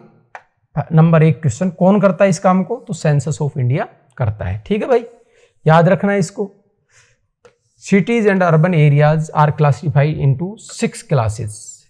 कितने में बांटा गया है, दूसरा स्टेटमेंट या फैक्ट कितना आ गया, 6 में बांटा गया है, किसके द्वारा, सेंसस ऑफ इंडिया के द्वारा। Urban areas use their population size as base. Thus, an urban area that have population of more than 1 lakh is considered as city और क्लास 1 टाउन। ठीक है, कोई भी अर्बन एरिया जो 1 लाख से ज्यादा आबादी रखता है, शहर तो कौन सा बन जाता है, नॉर्मली अपन ने देखा था अर्बन एरिया कौन सा बन जाता है, जहां की पॉपुलेशन 5000 से ज्यादा हो, कंसंट्रेशन ऑफ पीपल कितना हो, 400 व्यक्ति प्रति वर्ग किलोमीटर से ज्यादा हो, और लगभग 75% पॉपुलेशन क्या करती हो, मेल पॉपुलेशन मोर देन 75 किसमें हो, गैर कृषि कार्य में, नॉन एग्रीकल्चर सेक्टर में लगी हुई हो। लेकिन सिटी कब बनता है, जब 1 लाख पॉपुलेशन हो जाती है, इसे क्लास 1 सिटी या क्लास 1 टाउन बोला जाता है। Cities that have population more than 1 million but less than 5 million are considered as metropolitan. ठीक है, और मेट्रो सिटी उसको कहा जाता है। ठीक है, और cities that have population more than 5 million and considered as mega cities और मेगापोलिस उसको क्या कहा जाता है। ठीक है, यह चीज आपको समझाने के लिए है। अब आपको कहां से इस चीज को वो करना है वो आपको मैं बता देता हूं। आपकी टेबल है, आपके बगल में एक टेबल दे रखी है, तो आप उस टेबल को अभी देखें, उस टेबल में आपको ये चीज मिलेगी। ठीक है, उसमें आपको इस तरीके की टेबल मिलेगी, 2011 के अंदर किस तरीके की सिटीज थी, कितनी थी, ये चीज आपको मिल जाएगी। वहां पे जाके अपने को देखना है। क्लास 1 सिटीज है, क्लास 1 सिटीज में कौन से हैं, वो सिटीज जिनकी पॉपुलेशन 10 लाख से क्या है, ज्यादा है, इकाई, दाई, सैकड़ों, हजार, 10,000, लाख। ठीक है, सॉरी, क्लास 1 में कौन सी है, 1 लाख से ज्यादा जो पॉपुलेशन वाले हैं। अपने पहले बात की थी क्लास 1 में कौन से हैं जिनकी 1 लाख से ज्यादा पॉपुलेशन है, वो सिटीज इसके अंदर आती हैं। ठीक है, तो इनकी संख्या कितनी है, इनकी संख्या है 468। ठीक है, लेकिन आप देखो इनकी संख्या 468 है, और जो क्लास 2, क्लास 3, तो इसको शुरू कहां से किया गया है, 5000 तो कम से कम क्राइटेरिया है हमारे यहाँ पे किस चीज का, किसी जगह को शहर कहने का, अर्बन एरिया कहने का क्राइटेरिया कितना है अपने, याद हो तो आपके, अर्बन एरिया किसी को कहना है तो कितना है, 5000, लेस देन 5000 तो मतलब होना ही चाहिए, फिर 5000 से आगे 10,000 यानी 9,999, फिर 19,999, 49,999, फिर 99,999 और 1 लाख से अधिक। तो कितने हैं ऐसे, 468 शहर हैं, लेकिन टोटल पॉपुलेशन का 60% किस में रहता है, नंबर 1 सिटीज में रहता है। आपके क्वेश्चन में ये चीज स्टेटमेंट बना के डाली जा सकती है। ठीक है, बाकी की ये जो 4 कैटेगरी हैं, इनमें टोटल आप सिटी जोड़ोगे तो क्या है, कितनी ज्यादा सिटी आप देखो, लगभग इसके बराबर, इससे ज्यादा तो सेकंड, अकेले सेकंड में ही है, इसके बराबर फिर 6 कैटेगरी के अंदर है। ठीक है, लेकिन आप देखो पॉपुलेशन है ना, इन 4 बचे हुए 5 सेगमेंट है ना, इन 5 सेगमेंट को अगर अपन जोड़ दें, उससे भी ज्यादा पॉपुलेशन इनमें भी जोड़ के कितनी बन रही है, इनके अंदर भी जोड़ के लगभग 40% पॉपुलेशन बन रही है, जबकि अकेले इसके अंदर कितनी परसेंट पॉपुलेशन है, 60% पॉपुलेशन निवास कर रही है, बड़े शहरों में निवास कर रही है। बड़े शहरों में इतनी ज्यादा पॉपुलेशन होने से क्या होगा, वही अर्बन प्रॉब्लम आएगी, क्योंकि इंडिया की सिटीज क्या है, डेवलप्ड सिटी तो है नहीं, इवोल्व सिटीज हैं, तो इनके अंदर क्या होगा, रिसोर्सेज के ऊपर पॉपुलेशन का प्रेशर बनेगा, और इससे क्या होगा, वहां पे पॉल्यूशन की, लो हेल्थ और जो बेसिक इंफ्रास्ट्रक्चर है उसकी, इस तरीके की क्या है समस्याएं अपने को देखने को मिलेगी। करना क्या चाहिए, करना चाहिए कि जो गांव से आदमी जाए तो इन छोटे छोटे शहरों के अंदर वो फैसिलिटी प्रोवाइड करवाई जाए कि गांव से आदमी, बिल्कुल गांव से चला हुआ आदमी जो स्टेट की कैपिटल है या देश की कैपिटल में ना जाए, बल्कि उसके पास के कस्बे में, कस्बे का आदमी उससे बड़े शहर में, उससे बड़े शहर में का आदमी उससे बड़े शहर में जाए, वहीं पे उसकी ज़रूरतें लगभग पूरी हो जाएं। इतना डेवलपमेंट हमें करना पड़ेगा ताकि बड़े शहरों पर ज़्यादा प्रेशर ना पड़े, उनके अंदर क्या है, जो अमानवीय दशाएं, स्लम और इनका डेवलपमेंट बहुत ज़्यादा ना हो, और उन सिटियों के अंदर भी क्या है, विकास इंक्लूसिव और सस्टेनेबल हो सके। ठीक है, तो ये डाटा अपने को क्या याद रखना है, सेंसस ऑफ इंडिया ने कितनी क्लास बनाई है, 6 क्लास बनाई है। पहली क्लास कौन सी है, जिसमें 1 लाख से ज़्यादा पॉपुलेशन वाले हैं, कितने हैं टोटल, 468, और इनमें लगभग 60% पॉपुलेशन रहती है। बाकी के जो ये 6 कैटेगरीज हैं इनके अंदर टोटल लगभग 40% पॉपुलेशन रहती है बाकी की 5 कैटेगरी में। लेकिन सबसे कम पूछ ले तो जो 6th कैटेगरी है इसमें सबसे कम पॉपुलेशन निवास करती है। ठीक है, तो ये आपने को डाटा को इंटरप्रेट करके इस चीज को समझना है। अब इसकी हायरार्की बना के अपने को क्वेश्चन दे दे तो पहला तो जो कैटेगरी 1 है, ठीक है, इज ग्रेटर देन कैटेगरी 3, ठीक है, इज ग्रेटर देन कैटेगरी 2, ठीक है, is greater than category 4, is greater than category 5 और ग्रेटर देन कैटेगरी 6 जो कि सबसे कम है। इस तरीके से आपका क्या है एक सवाल बन जाएगा। ऑप्शन में इन कैटेगरी को इस सीक्वेंस में दे देगा तो इससे क्या है आपको इस सवाल को इस तरीके से याद रखना है, इस क्रम को बनाना है। ठीक है, जिस तरीके से मैंने आपको बताया इस तरीके से इस क्रम को बना के देख लेना है। असेंडिंग डिसेंडिंग ऑर्डर में इसको थोड़ा सा अरेंज करके देख लेना है। होमवर्क है अपना ही, इस चीज़ को आप कर लोगे तो एक सवाल आपको मिलेगा और उसको आप आसानी से कर ले जाओगे। और दूसरे लोग क्या कहेंगे, अरे बहुत टफ पेपर था, बहुत गहरी उससे बनाया गया पेपर है।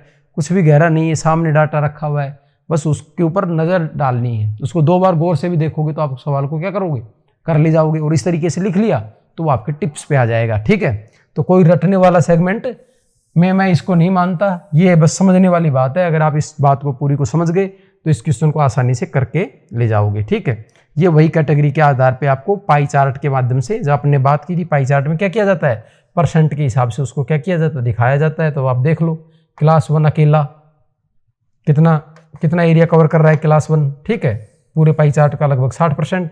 और ये केक है आपका, ये एक टुकड़ा आपने काट के दिया है ना, ये बाकी 5 लोगों को। और ये इतना हिस्सा ये लोयन शेयर हो गया, शेयर का हिस्सा बोलते हैं ना, लोयन शेयर, जो सबसे शक्तिशाली है उसका सबसे बड़ा, वो छोड़ देगा वो बाकी का। तो ये सारा इस तरीके से आपके सामने कंसंट्रेटेड है। ये आपकी इसमें भी इमेज है, तो इमेज को, चार्ट को, टेबल्स को क्या है अच्छे से देखना है, उसको एक लिंक बना के समझने की कोशिश करनी है। उससे क्या है क्वेश्चन के जो डाटा होते हैं, फैक्ट्स होते हैं, उनको एग्जाम तक ले जाने में क्या होती है हमारे सामने आसानी होती है। इसे क्या बोला जाता है, विजुअल लर्निंग बोला जाता है। इससे क्या होता है, विजुअल इफेक्ट हमारी मेमोरी में वो चीज़ें जाती है। दूसरा, आप जब आप लिखोगे तो कुछ चीज़ें आपके लिखते टाइम वहाँ पे याद होती है। जैसे आप कई चीज़ों की स्पेलिंग लिखते हो तो आपकी नहीं लिखी जाती, जब कॉन्शियस होकर लिखते हो तो लिखते टाइम आप उसको लिख देते हो। क्या होता है वो माइंड बॉडी कोऑर्डिनेशन। जब आप किसी चीज़ की प्रैक्टिस करते हो तो आपकी बॉडी भी आपका रेस्पॉन्स करने लगती है। ठीक है, तो चीज़ों को क्या करना है, खुद हाथ से लिख लिख के देखना है भाई। आपको यहाँ से समझाया जा रहा है, नोट्स भी मिलेंगे, लेकिन उन नोट्स को भी आपको क्या करना है, अपनी नोटबुक पे एक साइड में पढ़ते रहना है, उसको लिखते रहना है। इस पीपीटी में भी कोई चीज़ है उसको साइड में लिखते रहना, तो आपके most of data, most of चीज़ आपकी हो जाएगी। उसको आप कहाँ लेके जाओगे एग्जाम में, और कैसे आराम से ऐसे बैठ के मुस्कुराते हुए क्वेश्चन करोगे। वरना घर आके कहोगे यार पेपर बहुत टफ था यार, हमारा तो सपना टूट गया। तो सपने को तोड़ना नहीं है, उस सपने को क्या करना है, और बड़ा बनाना है। ठीक है, इसके अलावा जो अपन ने बात की उसके अलावा भाई बता रहे हैं, कुछ फैक्ट्स दिए हुए हैं आपके एक पैराग्राफ में, उसके बारे में बात करते हैं। Apart from these cities there is also a concept of urban agglomeration in India. Urban agglomeration क्या होता है, जब कई शहर, कोई एक बड़ा शहर होता है और उसके आसपास छोटे शहर होते हैं ना, वो शहर आपस में जुड़ जाते हैं और उनके बीच की दूरी क्या है, खत्म हो जाती है, तो एक गुच्छ सा बन जाता है, उसे बोला जाता है urban agglomeration. According to census of India, an urban agglomeration may have to fulfill any one of the following condition। अब अर्बन एग्लोमरेशन कौन बनेगा, सेंसस ऑफ इंडिया ही इसके बारे में बताएगा। तो क्या बताया सेंसस ऑफ इंडिया ने कि ये अपने जो कंडीशन दी हुई है ना, इनमें से कोई एक कंडीशन उसको पूरी करनी क्या है, जरूरी है। फर्स्ट कंडीशन क्या है, a town and its adjoining urban out growths. एक शहर और उसके साथ साथ उसने बाहर की तरफ जो ग्रोथ की है वो चीज। टू और मोर कंटिजियस टाउन विद और विदाउट देयर। अब 2 शहर और वो आपस में क्या हो, जुड़ गए हो, ठीक है, वो उसके अंदर विदाउट आउट ग्रोथ भी इसके अंदर आ सकते हैं। ए सिटी एंड 1 और more adjoining towns with their out growths together forming a contiguous spread. ठीक है, एक मेन शहर और उसके आसपास छोटे टाउन हो, जैसे भाई दिल्ली है और गुड़गांव है और फरीदाबाद है, ये आपस में मिलके ये क्या बनाएंगे, एग्लोमरेशन बनाएंगे। जैसे दिल्ली को ग्रेटर मुंबई क्या है, ग्रेटर मुंबई बन गया, तो उसमें आसपास के एरिया को भी क्या कर लिया गया, इंक्लूड कर लिया गया। ये ही एग्लोमरेशन है। तो इसमें भी कोई ऐसी बात नहीं है। एग्लोमरेशन क्या है, जब जुड़ जाती है तो एग्लोमरेशन हो जाती है, ठीक है। जब शहर आपस में जुड़ जाते हैं या कोई एक शहर बाहर की तरफ काफी ज्यादा विकास कर ले, या एक बड़ा शहर उसके आसपास के छोटे कस्बे उससे जुड़ जाए, तो ये तीन कंडीशन फुलफिल कर रहा है तो क्या हो जाएगा, वो बन जाएगा, ठीक है। एग्जाम्पल्स ऑफ दीज आउटग्रोथ में be in the form of railway colonies, ये एक एग्जाम्पल दे दिया, यूनिवर्सिटी कैंपस, ठीक है, पार्ट एरिया, मिलिट्री कंटोनमेंट, ये सारी चीजें क्या हो सकती हैं, हो सकती हैं। तो ये क्या, कौन सा एरिया, पोर्ट एरिया है, ठीक है, ये टाइपिंग मिस्टेक है। तो ये सारी चीजें क्या है, इसके अंदर आ जाएंगी, ठीक है। According to the given table, class 6 cities are highest in the number but the larger proportion of urban population lives in class 1 cities, लगभग 6.48%, ठीक है। तो ये अपन ने वहां पे चीज देख ली थी, अपन ने बात कर ली थी, ये उसी की इंटरप्रिटेशन है। ये इसको थोड़ा सा बाद में इसलिए डाला गया ताकि आपको वही इमेज में उसको विजुअलाइज करवा दिया जाए, ठीक है। Beside these towns India has 423 cities, among them 35 cities और urban agglomerations are metropolitan cities, ठीक है। मेट्रोपॉलिटन सिटीज कितनी बताइए, 35। ये कब के आधार पे बताई है भाई, ये बताई है 2001 के डाटा के आधार पर। आपकी टेबल दे रखी होगी नीचे, चैप्टर के एंड में एक टेबल दे रखी होगी, देखो एक टेबल ऐसे इस साइड में, लेफ्ट साइड में एक टेबल बन रही होगी और उस टेबल में यहाँ पे 53 होगा लास्ट में, और ऊपर लिख रखा होगा 2011 सेंसस, ठीक है। तो इसका मतलब क्या हुआ, 2011 के सेंसस में देखी जाए अगर बात, तो हमारे यहाँ पे 53 सिटीज मेट्रो सिटीज हो गई हैं अब, और 2001 में कितनी थी, 35 सिटी थी। तो अब हमने क्या है, काफी ज्यादा ग्रोथ कर ली है, ठीक है। 6 of them are mega cities, और 6 उसके अंदर क्या है, mega city with population of 5 million each, ठीक है। 5 मिलियन ईच पॉपुलेशन से ज्यादा जब पॉपुलेशन हो जाती है तो वो क्या है, मेट्रो सिटी से आगे बढ़कर मेगा सिटी हो जाती है, ठीक है। For example greater Mumbai being the largest urban agglomeration with 16.4 million population, ठीक है। Following bye Kolkata, Delhi, Chennai, Bengaluru and Hyderabad, ठीक है। इनके द्वारा फॉलो किया जा रहा है, लेकिन अब दिल्ली क्या है, कोलकाता से आगे निकल गया है पॉपुलेशन के अंदर, ठीक है। नए डाटा जो है, तो ये चीज क्या है, आपकी बुक में जिस पैटर्न में दे रखी है उस चीज पैटर्न में आपको चीजें बताई गई है। आपको कुछ चीजें क्या है, अभी 2011 के डाटा के साथ इसी के साथ जोड़ के, जैसे मैं अब बता रहा हूं कि दिल्ली आगे निकल गया है, इसी बात को आपको क्या है, एक फॉर्मेट में, एक प्रिंटेड फॉर्मेट में अटैच करके दिया जाएगा। ये आपको क्या है, एक समझ डेवलप करवाई जा रही है चीज के प्रति। अब इसी डाटा को जब आप पढ़ लोगे, एक डाटा जब नया याद करना रहेगा तो आप उसको इजीली क्या है, याद रख पाओगे। और सारे डाटा को एक साथ यहाँ पे दे दिया जाएगा तो आपके दिमाग में क्या, रिटेंशन पावर आपकी क्या हो जाएगी, कम हो जाएगी। तो डाटा को क्या है, धीरे धीरे टुकड़ों में पढ़ना चाहिए और फिर उसको लिंक बनाना चाहिए, ठीक है, अच्छे से याद रखने के लिए।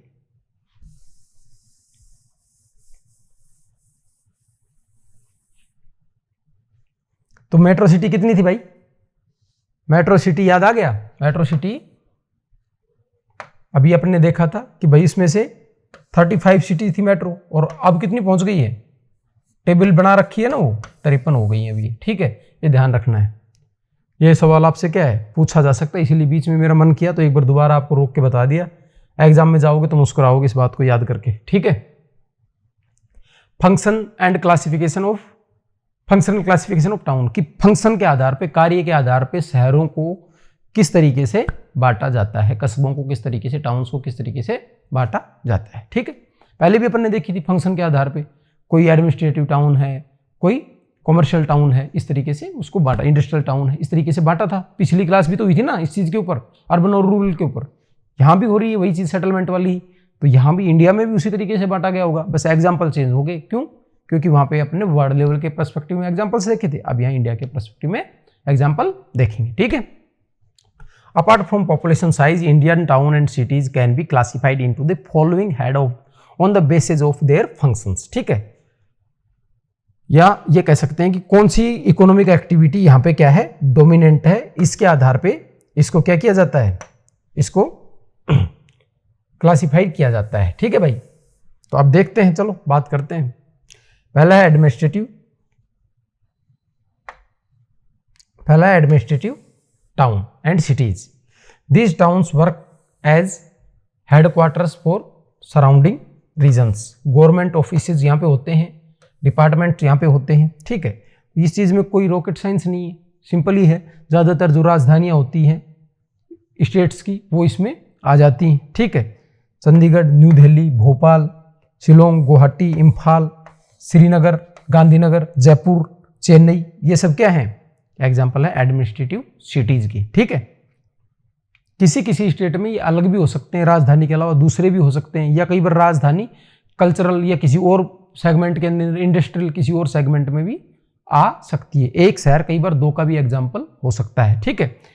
लेकिन आपको जो एग्जाम्पल दिए गए हैं आपके एनसीईआरटी के हिसाब से ही आपको एग्जाम्पल्स को क्या है, याद रखना है, और वो आपको ज़्यादा कंफ्यूज नहीं करेगा, सिंपली इसी तरीके से एग्जाम्पल देके आपको पूछेगा एग्जाम में, ठीक है।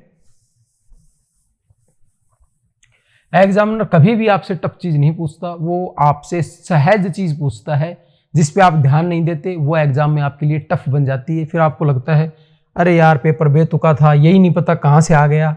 ऐसा कुछ भी नहीं है, अगर आपने सोच के चीजें की है तो पेपर आपको वहां पे आसान लगेगा। अब दूसरी टाइप की बात आ रही है भाई, तो इसमें अपन देखेंगे फंक्शन के आधार पे इंडस्ट्रियल टाउन्स, ठीक है। इनमें कौन सी चीज होती हैं, डोमिनेटेड बाय इंडस्ट्रीज होती हैं, जैसे जमशेदपुर है, भिलाई है, दुर्गापुर है, मदुरई है, मुंबई है। ये क्या है, एक इंडस्ट्री बेस के आधार पे इनको क्या किया जाता है, इनका क्लासिफाई किया जाता है। वही सारी चीज़ें, जमशेदपुर है, लोह इस्पात, भिलाई है, दुर्गापुर ये लोह इस्पात के सारे के सारे, मदुरई है ये किसका है, सूती वस्त्र उद्योग, इसके लिए जाना जाता है। मुंबई है किसका है, सूती वस्त्र उद्योग और ऑयल रिफाइनरी और इन सब चीज़ों की वजह से, तो इनको किस में रखा है, इन्होंने इंडस्ट्रियल टाउन्स के अंदर रखा है, ठीक है। ट्रांसपोर्ट सिटीज़ जो क्या करती हैं, ट्रांसपोर्ट के अंदर ही रोल प्ले करती है। फंक्शन ऑफ दिस सिटी क्या है, ट्रांसपोर्टेशन है। और towns are example of this town that are always busy in transporting commodities to other cities. For example Kandla बंदरगाह है, Kochi, Kozhikode, Visakhapatnam, ET, these are some cities which are hubs of inland transport such as Agra. अब ये चीज ध्यान रखनी है, ठीक है। मुगल सराय और इटारसी, कटनी, ठीक है। ये एग्जाम्पल क्या है, इनलैंड ट्रांसपोर्ट के हैं। मतलब जैसे एक तरीके से सूखे बंदरगाह कह सकते हैं इनको, जो अंदर लैंड लोग होते हैं, सूखे बंदरगाह, यहां से भी क्या है, सामान डिस्ट्रीब्यूशन किया जाता है अदर एरियाज के अंदर। और ये ऊपर वाले जो तो बंदरगाह हैं ही, तो ये सारे किसके एग्जाम्पल हो गए, ट्रांसपोर्ट सिटी के एग्जाम्पल हो गए, ठीक है। कॉमर्शियल टाउन्स की बात करते हैं, ठीक है।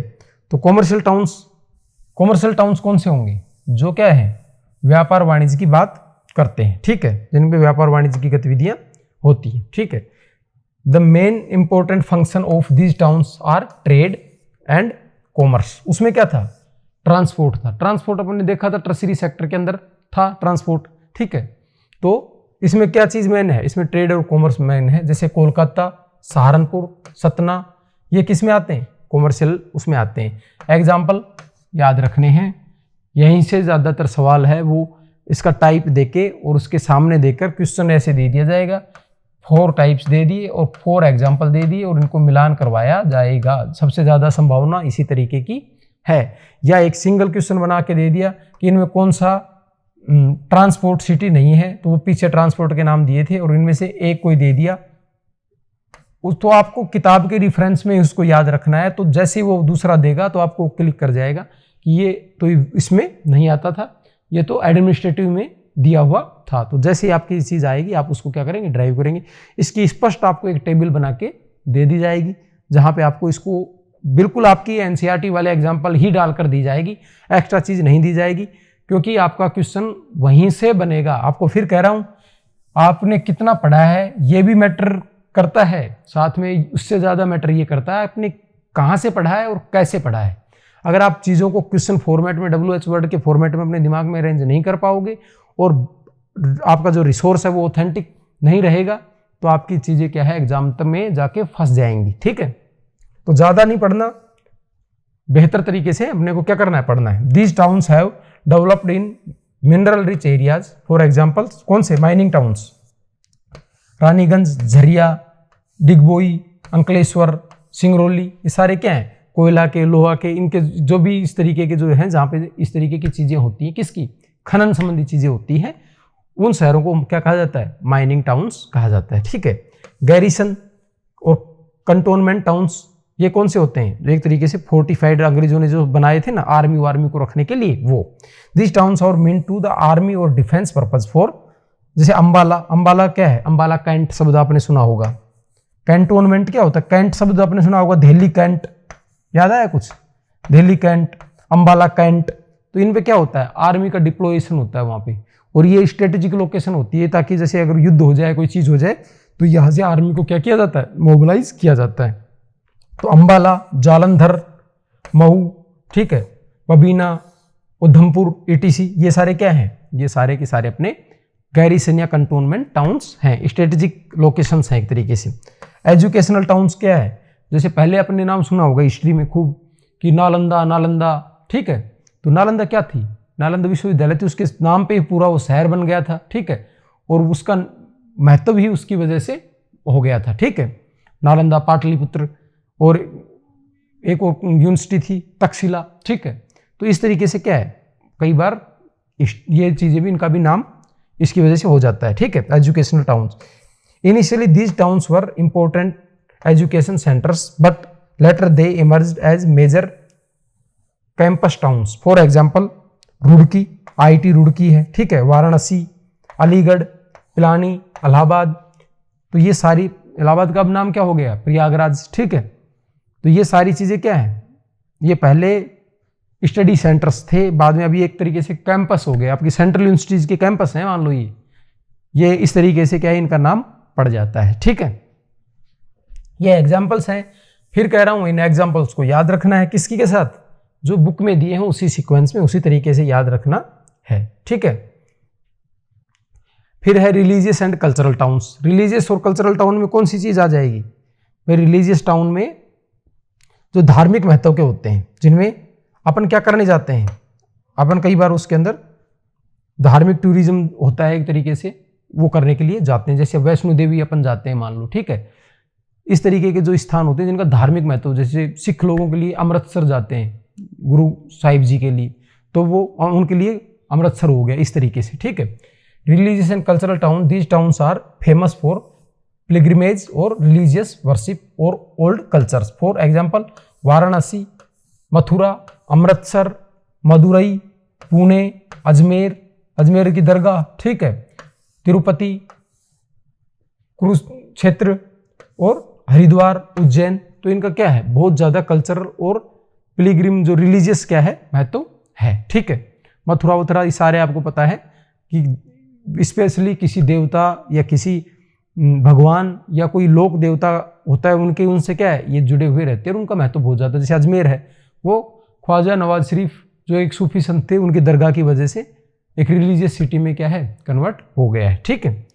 Tourist towns, these towns are famous for attracting wide range of tourist. ठीक है। तो इसमें सिर्फ कौन से लोग आ जाएंगे, इसमें वो टूरिस्ट सिटीज आ जाएंगे, जैसे नैनीताल है, मसूरी है, शिमला है। ठीक है। पंचमढ़ी है, जोधपुर है, जैसलमेर है। यहाँ पे लोग क्या करते हैं, उडगमंगल है, ऊटी भी बोलते हैं इसको। ठीक है। माउंट आबू है, तो यहाँ पे लोग क्या करते हैं, यहाँ पे लोग टूरिज्म के लिए जाते हैं। तो ऐसी सिटी जिनका टूरिस्ट के लिए ही देश और विदेश में बहुत ज़्यादा महत्व, इसी के रूप में जब पहचान बन जाती है, तो उनको किस में रखा जाता है, तो उनको टूरिस्ट टाउन्स के अंदर क्या कर दिया जाता है, रख दिया जाता है। ठीक है। आपके उसमें एक बॉक्स बना के दिया हुआ है स्मार्ट सिटी। ठीक है। स्मार्ट सिटी के नाम से एक बॉक्स बना के दिया हुआ है। बॉक्सेज की चीज को बिल्कुल भी मिस नहीं करना है। मैं तो ये कह रहा हूं कि अगर आपकी एनसीईआरटी के अंदर अगर कोई फोटो भी दे रखी है या कोई चीज ऐसी बना के दे रखी है, उसको भी गौर से देखना है, उसके ऊपर भी आपसे क्वेश्चन पूछा जा सकता है।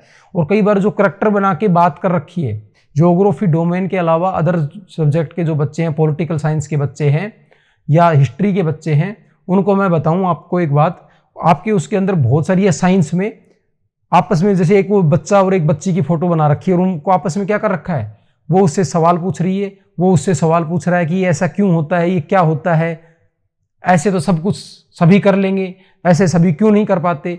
उन चीज़ों को भी क्या करना है, अपने को रिकॉल करके देखना है। क्यों? वो भी आपसे सवाल के तौर पे अब पूछी जा सकती है समझ के आधार पे कि आपने इस चैप्टर को अगर समझ लिया तो अब आप इन सवालों का जवाब देने में सक्षम होंगे। तो आपको बॉक्सेज में जो क्वेश्चन बना के दे रखे हैं, बॉक्सेज में कोई कंटेंट दे रखा है या कोई रिपोर्ट, जैसे बेटी बचाओ बेटी पढ़ाओ, है ना, स्वच्छ भारत या इस तरीके से स्मार्ट सिटी मिशन, ऐसे कुछ भी कुछ दे रखा है, तो वो क्या चीज़ है, कहाँ से आई, भाई ज्योग्राफी डोमेन की वो चीज़ मैं आपको प्रोवाइड करवा दूंगा, इसमें कोई डाउट नहीं है।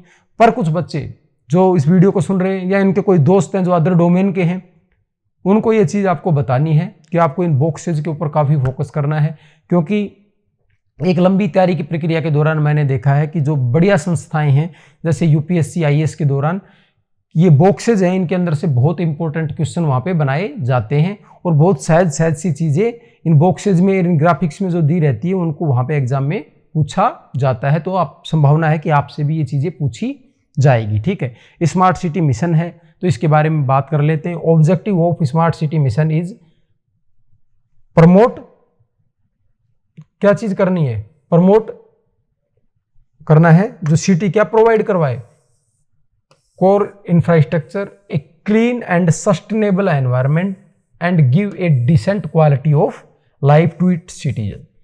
ये क्या क्या चीजें हैं, एक कंप्लीट तो एक तरीके से एनफ तो इंफ्रास्ट्रक्चर प्रोवाइड करवाए, स्वच्छ और सस्टेनेबल, क्लीन और सस्टेनेबल, स्वच्छ और धारणीय या संपोषणीय क्या प्रोवाइड करवाए, एक तरीके से एनवायरनमेंट दे और डिसेंट क्वालिटी ऑफ लाइफ वहां पर रहे। ठीक है, मूलभूत आवश्यकता की चीजें अच्छे स्तर की वहां पे प्राप्त हों। One of the feature of smart city is to apply smart solution to infrastructure and services in order to make them better. इसमें क्या करना है, स्मार्ट सॉल्यूशंस देने हैं, कचरा निस्तारण की अगर कोई समस्या है या सर्विस प्रोवाइडिंग या ट्रांसपोर्टेशन, उसके लिए स्मार्टनेस लानी है। स्मार्टनेस क्या है, स्मार्टनेस है कि भैया जैसे आपकी रोड के ऊपर कैमरा लगा दिया गया, ठीक है, तो आपके ऊपर वहां पे क्या है, आपकी सिक्योरिटी बढ़ जाएगी। साथ में कोई एक्सीडेंट हुआ है या कोई रूल ब्रेक किया है किसी ने, तो उस चीज़ की भी क्या है, एक क्लिप बन जाएगी। ठीक है, कचरा है, कचरे की मॉनिटरिंग हो जाएगी, आपका डस्टबिन है, भरने के बाद क्या हो जाएगा, आपके अंदर उसमें कोई सिग्नल आने लग जाएगा। ठीक है, कोई सीवेज लाइन है, अगर वो ब्लॉकेज होगी तो ऊपर कोई लाइट जल जाएगी। इस तरीके से स्मार्ट सॉल्यूशंस की इसके अंदर बात की जाती है। For example, making areas less vulnerable for disease using fewer resources and providing cheaper services. तो क्या किया जाएगा, किसी एरिया के अंदर डिजास्टर और डिजीज आती है, उसको कम किया जाए, किस तरीके से, कम रिसोर्स इस्तेमाल करके और सस्ते रिसोर्स इस्तेमाल करके शहर को क्या बनाया जाएगा, संवहनीय बनाया जाएगा, आम आदमी उसके अंदर रहना वहन कर सके और बेटर क्वालिटीज क्या कर सके, प्राप्त कर सके। The focus of sustainable and inclusive development, focus क्या है, सस्टेनेबल और इंक्लूसिव डेवलपमेंट। सस्टेनेबल क्या है, पर्यावरण को ध्यान में रखा जाएगा, पर्यावरण में क्या चीज आ जाएगी, पोल्यूशन वाला एस्पेक्ट आ जाएगा, स्वच्छ वायु, सारी चीजें, वाटर, लैंड, किसी तरीके का पोल्यूशन ना हो, क्वालिटी लाइफ मिले। और इंक्लूसिव क्या हो जाएगी कि सभी वर्ग के लोगों को वो चीज मिले, ये नहीं कि अमीर अमीरों को मिल रही है, सभी वर्ग के लोगों को मिले। और इस तरीके की सिटी क्या हो, देश के लगभग सभी जगह पे हो, ये नहीं कि किसी एक शहर को हमने स्मार्ट सिटी बना दिया सभी। तो इसके अंदर क्या किया गया था, इसके अंदर क्या किया था, 100 सिटियों को क्या किया गया था, चयनित किया गया था, 100 सिटीज क्या की गई थी, चुनी गई थी। ठीक है, and the idea is to look at compact areas, create a replicable model which will act like a light house to other aspiring cities. किसी एक एरिया पे जब काम किया जाएगा और उसको प्रभावित किया जाएगा तो वो क्या है, अदर एरियाज के लिए क्या करेगा, एक तरीके से लाइट हाउस का काम करेगा, यानी उनको एक तरीके से प्रेरित करेगा कि आपको इस तरीके की चीज करनी है। क्योंकि बुराई जैसे बुराई को जन्म देती है वैसे अच्छाई अच्छाई को जन्म देती है। तो ऐसे अगर एक सिटी साफ सुथरी रहेगी, कोई आदमी उसमें विजिट करके आएगा तो वो क्या सोचेगा, यार ऐसी चीज हमारे यहाँ भी होनी चाहिए। फिर वो आपको कहेगा कि भैया यहाँ पे तो इसलिए है क्योंकि वो लोग कचरे को क्या करते हैं, डस्टबिन में डालते हैं। वहाँ पे अगर आप डस्टबिन में कचरा नहीं डालते तो क्या है, आपके ऊपर जुर्माना है। तो आप कहोगे भाई जुर्माना भले हम पे लग जाए लेकिन हमें शहर क्या चाहिए, साफ चाहिए। तो इस तरीके से क्या है, एक तरीके से दूसरे सिटीज को भी ये चीज क्या करेगी, इंस्पायर करेगी, वहाँ के लोगों को भी अपनी हैबिट्स में चेंज करने के लिए क्या करेगी, इंस्पायर करेगी। फिर कह रहा हूँ पैसेंस रखना है, पैशन बनाए रखना है, साथ में बॉक्सेज को बहुत इंपॉर्टेंटली पढ़ना है, जो डायग्राम फिगर दिए हैं उसको समझना है, पढ़ना है। मैं अपने डोमेन की चीज़ें बिल्कुल आपको ये सारी चीज़ें करवा दूंगा, लेकिन अदर जो डोमेन के बच्चे हैं वो भी अगर उनका कोई दोस्त है, रिलेटिव है, तो उसको ये बात बताएं। आपको निश्चित रूप से देखना एग्जाम में फ़ायदा मिलेगा। मैं वीडियो बनाते, मैं बोलते टाइम नहीं मुस्कुराता हूँ, ये बात है और ये आपकी शिकायत भी हो सकती है, लेकिन आप इस चीज़ को समझेंगे जो मैं बता रहा हूँ, तो आप एग्जाम हॉल में से जब बाहर निकलेंगे तब आप मुस्कुराते हुए निकलेंगे। और एक टीचर के लिए या किसी भी व्यक्ति के लिए जो आपका हितैषी है, उसके लिए सबसे अच्छी बात ये होती है कि जब आप विपरीत परिस्थिति से बाहर आएँ तब आप मुस्कुराते हुए क्या करें, बाहर निकलें। ठीक है, आज की क्लास यही थी जिसमें हमने ह्यूमन सेटलमेंट देखा। रिकैप आपको पूरा आपके सामने है। कौन करता है इसका क्लासिफिकेशन? दो हैं, रूरल और अर्बन। इंडिया में कौन क्लासिफिकेशन करता है? सेंसस ऑफ इंडिया इसको क्लासिफाई करता है। 4 हैं रूरल, उसमें अपन ने देखा था, कॉम्पैक्ट था, स्कैटर्ड था, हैमलेट था। ठीक है, और एक मिक्स्ड एक पैटर्न था उसका। ठीक है, उसके बाद हमने देखा था अर्बन वाला। अर्बन में हमने देखा था कि पॉपुलेशन वाला जो क्राइटेरिया सेंसस ने उसको बांटा था, उसके बाद उसने 6 कैटेगरीज में बांटा था। उसके बाद उन्होंने इकोनॉमिक एक्टिविटीज़ और इन एक्टिविटीज़ के आधार पर भी, जो एक्टिविटी करते हैं उनके आधार पर भी सिटीज़ को क्या किया था, क्लासीफाई किया था। और आपके यहाँ पे बॉक्स में क्या बताया गया था, स्मार्ट सिटी की कंसेप्ट बताई गई थी। तो ये अपना सेटलमेंट वाले चैप्टर का पूरा ABCD था। पिछले चैप्टर को इसको जब आप जोड़कर पढ़ेंगे, देखेंगे और पूरा डाटा देख लेंगे तो मेरे को लगता नहीं इसके बाहर कोई क्वेश्चन आएगा।